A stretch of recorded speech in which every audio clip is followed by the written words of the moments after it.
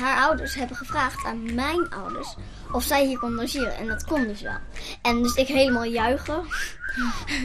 Dat mocht.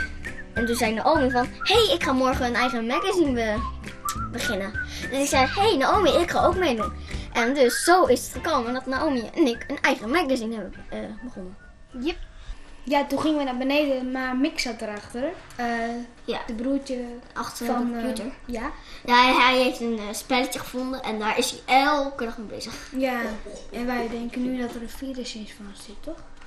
Maar we hadden het over het tijdschrift. Ja. Daar ging het over, anders zijn we er niet gekomen. Ja, de tijdschrift. Hoe is het leven? Dit is ongeveer het tijdschrift.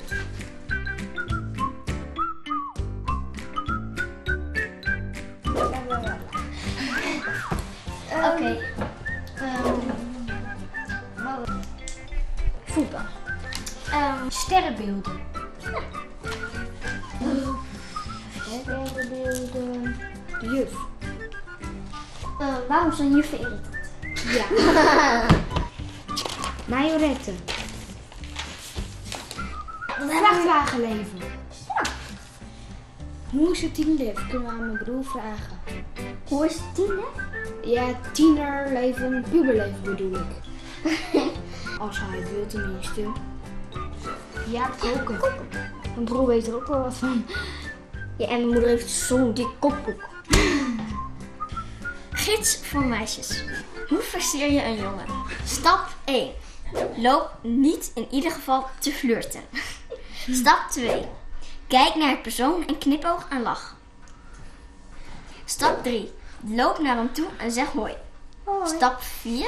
Zeg hoe gaat het? Hoe gaat het? Stap 5. Zeg wat heb je leuke kleding aan. Stap 6. Zeg ik vind je best leuk. Stap 7. Zeg niks te overdreven. Stap 8. Vertel rustig dat je op hem bent. Veel succes met je liefde.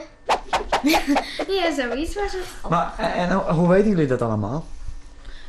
Nou, we hebben gewoon dingen die we weten. En dat schrijven we dan op. Zeg maar, wat is de hoogste gebouw van Nederland? Dat weten we zeg maar niet, dus dat schrijven we ook niet op.